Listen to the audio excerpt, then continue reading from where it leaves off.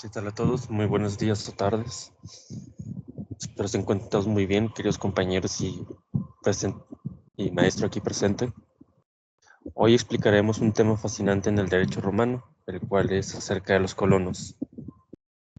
Sin nada más que decir, comencemos. Los colonos. El colonato fue un sistema de tenencia a la tierra que evolucionó a lo largo de los siglos. Surgió como una forma de proporción de mano de obra estable a los grandes propietarios de tierras y se consolidó bajo el dominio del Imperio Romano. ¿Esto qué quiere decir? Bueno, la palabra colonus en la antigua Roma abarca una variedad de significados, desde propietarios cultivadores hasta arrendatarios en tierras. Es por ello que vamos a abarcar más de esto a continuación. Orígenes e evolución del colonato en Roma. Como ya lo mencioné anteriormente, la palabra colonus representa el propietario cultivador del suelo de Roma o de colonias, o al arrendatario de la tierra de otro. Es decir, que además de detonar tanto el propietario cultivador del suelo romano como el arrendatario de la tierra, adquiere una nueva connotación, la de un hombre libre atado a la tierra de otro en perpetuidad para cultivarla mediante un censo en dinero o en naturaleza. La evolución del colonato. Durante el Bajo Imperio, el término colonus significaba un hombre libre atado a perpetuidad a la tierra de otro para cultivarla mediante un censo en dinero o naturaleza, como ya lo mencioné anteriormente. El colorato era conocido en el siglo III y las reglas fueron precisadas y complementadas por las instituciones imperiales, principalmente desde tiempos de Constantino.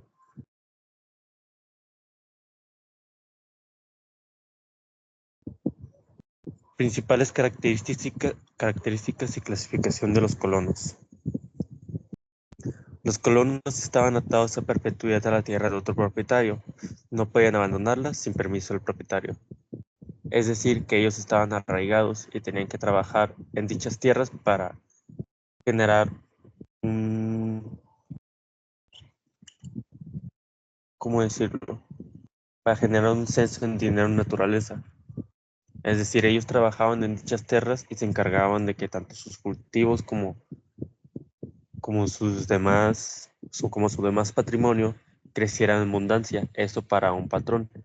O dicho propietario de las tierras era el mismo que trabajaba en ellas. Tanto él como otras personas que se encargaban de la mano de obra se le conocía como los colonos.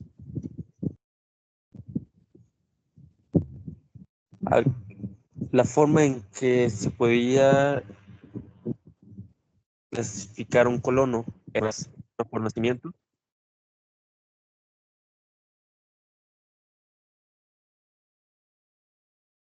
La forma en que se clasificaba un colono era por dos maneras.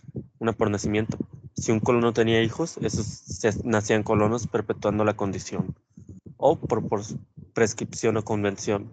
Un hombre libre podría convertirse en colono por decisión propia o por convención legal. Los colonos tenían prohibido enajenar bienes sin el consentimiento del propietario de la tierra que cultivaban. A pesar de ser hombres libres, tenían algunas restricciones que los asemejaban a los esclavos. Es decir, los colonos o sea, podían hacer propios de algún patrimonio que fuera parte del patrón. Su única labor era encargarse de cultivar las tierras, hacer que éstas crecieran en abundancia. Esto porque le debían un tributo. O el colonato existía en algunas comarcas como Egipto antes de la conquista romana. Muchos establecimientos de colonos fueron fundados por los bárbaros, vencidos a quienes los emperadores concedieron tierras lejanas.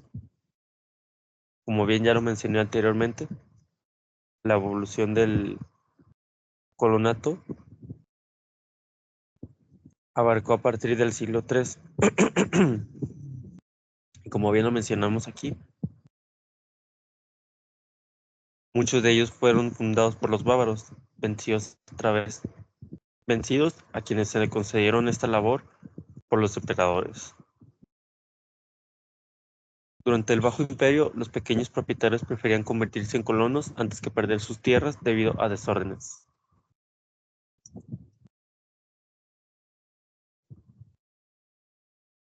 Como bien ya lo mencionamos, Constantino y sus sucesores proporcionaban la extensión del colonato para favorecer la agricultura y el fisco, estableciendo que aquel que cultivara la tierra de otro durante 30 años se convertiría en colono.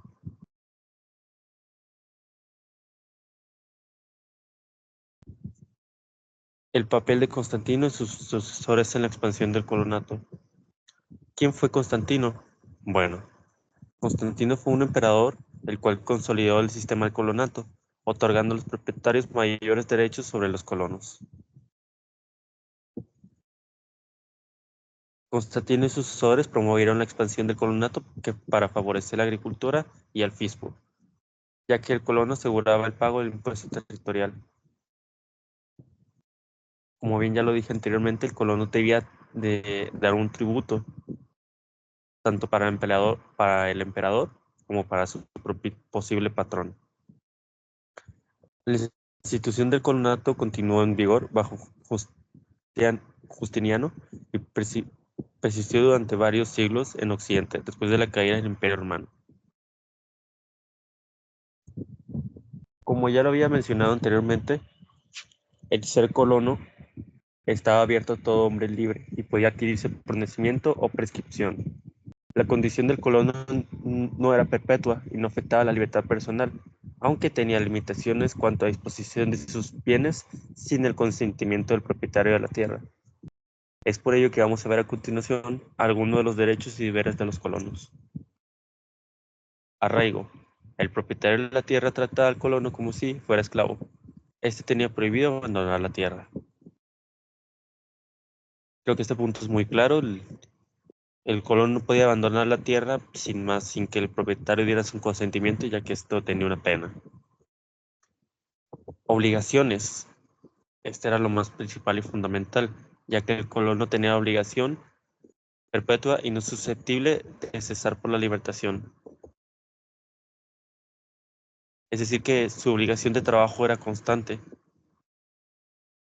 y no porque continuara trabajando durante un X tiempo determinado significaba que podía ser libre.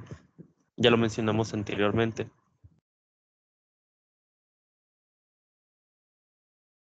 El colonato se dio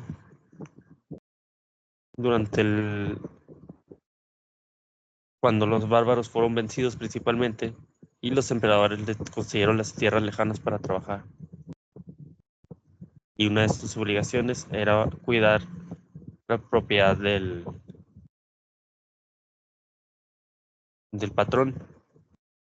Y esto no tenía un límite de tiempo, es decir, no porque continuaban trabajando podían cesar, a no ser que el propietario le diera permiso y liberara a dicho colono de sus responsabilidades y obligaciones. Los colonos tenían derechos limitados, los cuales podían casarse y adquirir y hacerse acreedores o deudores, pero tenían prohibido enajenar sin el consentimiento del amo. Herencia. También podían transmitir sus derechos sobre la tierra a sus descendientes, los que otorgaban cierta estabilidad. Es decir, que si ellos eran propietarios de una tierra, se la podían heredar.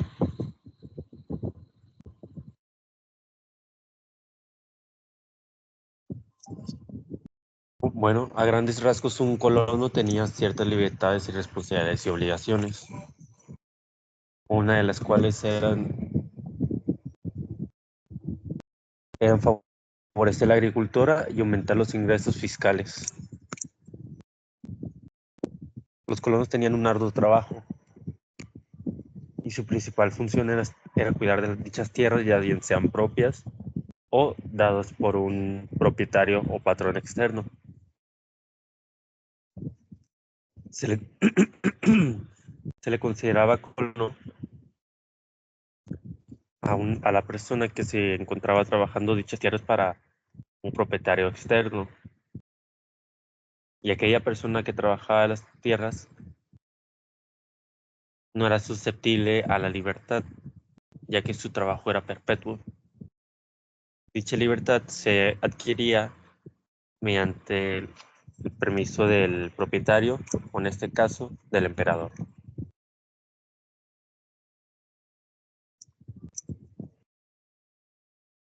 En resumen, el coloniato fue una institución compleja que perduró durante varios siglos en Occidente, incluso después de la caída del Imperio Romano. Sus estudios nos ofrecen una visión intrigante de las relaciones sociales y económicas del mundo romano. Cabe aclarar que esta era una buena forma de ingreso y de fisco, y únicamente era necesario la trata y cuidado de las tierras de- para así hacer crecer la economía romana. Bueno, esto sería todo de mi parte y espero haya quedado claro el tema. Espero todos pasen una excelente tarde y hasta luego.